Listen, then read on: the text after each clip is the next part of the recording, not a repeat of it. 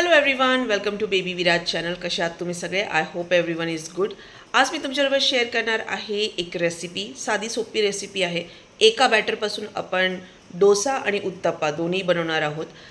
उन्हाळ्याचे दिवस आहे आणि काय की खायची बिलकुल इच्छा होत नाही, भाजी पोळी वरण भात काहीच.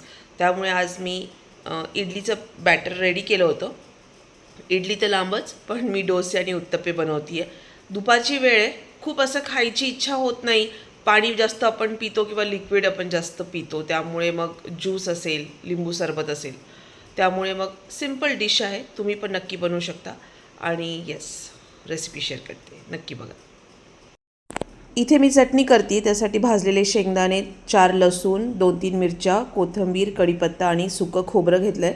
कढीपत्ता तर मी त्याचे जेव्हा तडका देईल तेव्हा ह्या सगळ्या गोष्टी मिक्स करून घ्यायच्या, थोडं पाणी टाकायचं आणि त्याचं एकदम फाईन पेस्ट करून घ्यायची काही अशा पद्धतीने. आणि त्याच्यानंतर आता आपल्याला याला फोडणी द्यायची. तर कढईमध्ये मी तेल टाकलेलं आहे. बरेच जण असतात ना की बॅटरमध्ये म्हणजे जे चटणीचं वाटण असतं त्याच्यामध्ये फोडणी टाकता, पण मी इथे फोडणीमध्ये चटणी टाकते आहे. तेल गरम करून घ्यायचं. जिरे, मोहरी, कढीपत्ता छान तडतडली पाहिजे. त्याच्याने एकदम चांगला फ्लेवर येतो आणि टेस्ट पण छान लागते. मी हे मिक्सचर सगळं जे आपण मिक्सरमध्ये काढलं होतं तेलामध्ये टाकलं आहे. व्यवस्थित परतवायचं आहे आणि त्याच्यामध्ये साईडने तेल सुटेल तोपर्यंत परतवत राहायचं, हलवत राहायचं, कारण की शेंगदाणे आहे तर खाली चिटकण्याची खूप शक्यता असते त्यामुळे. आणि आता व्यवस्थित हे परतवून झाल्यानंतर आपण याच्यामध्ये पाणी टाकणार आहोत. पाण्याची कन्सिस्टन्सी आपल्या हिशोबानुसार, तुम्हाला जर खूप पातळ हवं असेल तर त्या पद्धतीने खाऊ शकता, किंवा जर घट्ट हवं असेल तर मग पाणी कमी टाकू शकता. नॉर्मल पाणी टाकायचं, गरम पाणी टाकायची आवश्यकता नाही आहे. तर हे बघा, हे जे भांडं होतं त्यातच मी थोडंसं अर्धा ग्लास पाणी टाकलं आणि त्याच्यामध्ये मिक्स करून घेते आहे. आणि असंही हे जेव्हा थंड होईल ना तेव्हा ते खूप घट्ट होतं, त्यामुळे टाकतानाच मी थोडंसं जास्त पाणी टाकलेलं आहे. आणि साईडच्या ज्या कडा आहेत त्यानंतर कडक होऊन जातात, त्यामुळे मग त्याही मी क्लीन करून घेतल्या. आणि आता आपल्याला टाकायचं आहे मीठ चवीनुसार. खूप जास्त खारट नाही करायचं, कारण की आपल्या डोस्याच्या बॅटरमध्ये सुद्धा आपल्याला मीठ टाकायचं आहे, त्यामुळे मग सगळं खारट नको व्हायला. आणि याला आता उकळवायचं आहे, असंच नाही ठेवायचं, आपल्याला याला उकळवायचं आहे आणि थंड करायचं आहे. आणि लास्ट इन्ग्रेडियंट ते म्हणजे भरपूर अशी कोथिंबीर. ऑलरेडी कोथिंबीर टाकलेलीच आहे मी, पण तरी पण वरतून थोडीशी टाकली ते छान लागते सुद्धा. आता डोसा बनवून घेऊया. हे बघा, हे 2 पळी मी एवढे डोसाचं बॅटर घेतलेलं आहे याच्यामध्ये. आणि आता याच्यामध्ये पाणी टाकून घेणार आहे. पाण्याची कन्सिस्टन्सी थोडीशी मी कमी ठेवते आहे, म्हणजे बॅटर थोडं जाड ठेवायचं आहे, कारण की मला सॉफ्ट डोसे बनवायचे, पातळ नाही किंवा एकदम क्रिस्पी नाही, त्यामुळे ही कन्सिस्टन्सी करेक्ट आहे. आता याच्यामध्ये आपण थोडंसं अगदी 1 चिमूट आपण सोडा टाकणार आहोत, कारण की उन्हाळ्याच्या दिवसांमध्ये बॅटर खूप छान फर्मेंट होतं. खूप जास्त तुम्हाला फर्मेंटेशनची गरज नाही पडत, सोड्याची गरज नाही पडत. मीठ अगदी थोडं, कारण की सोडा पण खारटच असतो. आता हे व्यवस्थित मिक्स करून घेऊया आणि त्याच्यानंतर डोसा बनवायला सुरुवात करूया. याचे साधारण 2 ते 3 डोसे होतील, कारण मी माझ्यासाठी उत्तप्पा बनवणार आहे, त्यामुळे मग डोसे कमी. इथे चटणीलासुद्धा उकळी आली आहे. गॅस बंद करेल आणि याला व्यवस्थित थंड करून घेईल. तुम्हाला खूप पातळ वाटत असेल पण नंतर ती घट्ट होणारच आहे.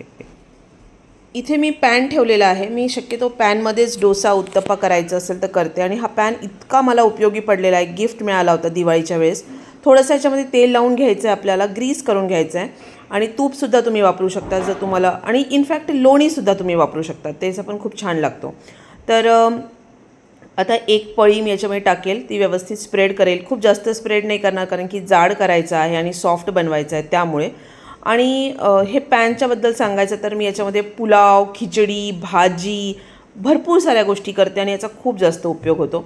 एक साईडने ते व्यवस्थित डोसा झाल्यानंतर दुसऱ्या साईडने मी पलटवून घेतलं होतं आणि याच्यावरचे बबल्स बघू शकतात, एकदम सॉफ्ट झालेला आहे. आता जसं आपले डोसे रेडी झाले, माझे 3 डोसे झाले त्याच्यामध्ये. आता मी उत्तप्पा बनवते. त्यासाठी कांदा, कोथिंबीर, टोमॅटो आणि हिरवी मिरची बारीक कापून घेतली आहे, कारण की पर्सनली मला तिखट खूप जास्त आवडतं, त्यामुळे स्वतःसाठी मी उत्तप्पा बनवते आणि मुलासाठी मी डोसा बनवला, त्याला जास्त तिखट चालत नाही, त्यामुळे. पाणी मी याच्यामध्ये भरपूर टाकणार आहे, कारण की सगळ्या भाज्या तुम्ही याच्यामध्ये ॲड करू शकतात. तुम्हाला हवं तर थोडंसं गाजर तुम्ही ॲड करू शकता, शिमला मिरची ॲड करू शकतात. ते नाही टाकलं, जेवढं माझ्याकडे होतं ते मी टाकून याचं छान बॅटर तयार केलेलं आहे. आणि एनीहाऊ उत्तप्पा हा थोडा जाडच असतो, त्यामुळे अगदी 1 चिमूट याच्यामध्ये सुद्धा मी सोडा टाकलेला आहे आणि अगदी थोडंसं मीठ टाकायचं. हे पण आपण व्यवस्थित मिक्स करून घेणार आहोत. आणि हे सेम पॅनमध्ये मी कंटिन्यू करते आहे. थोड्या वेळासाठी मी पॅन बंद केला होता, म्हणजे गॅस बंद केला होता, त्यामुळे ते थोडा थंड झाला. आता त्याला गरम करत ठेवलं आहे. आता हे रेडी आहे बॅटर. जसं मी तुम्हाला सांगितलं थोडंसं पातळ करीन, कारण की खूप घट्ट नाही ठेवायचं, नाही तर आपले डोसे खूप असे पिठूळ लागतील. त्यामुळे थोडंसं पाणी याच्यामध्ये मी जास्त ॲड केलं आहे, कारण की भाज्या ॲड आहेत त्यामुळे.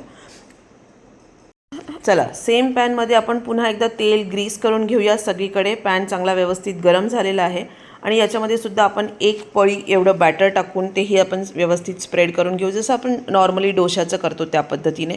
तेल व्यवस्थित गरम होणं गरजेचं आहे. जर तेल गरम झालं तरच तुमच्या बॅटरमध्ये बबल्स यायला तयार होतील. आणि हे बघा, काही अशा पद्धतीने खूप जास्त वेळ नाही लागत आणि तवा छान तापलेला होता, त्यामुळे मग लगेच त्याच्यावर बबल्स यायला तयार झाले. आणि याला पलटून घ्यायचं, व्यवस्थित होतात, चटणीबरोबर सर्व करायचे. इथे आपले डोसा आणि उत्तप्पा दोन्हीही रेडी आहे आणि उन्हाळ्याच्या दिवसात खायची याची मजा वेगळीच असते. तुम्हाला नक्की व्हिडिओ आवडला तर लाईक शेअर सबस्क्राईब करा आणि thanks for watching. Take care and bye bye.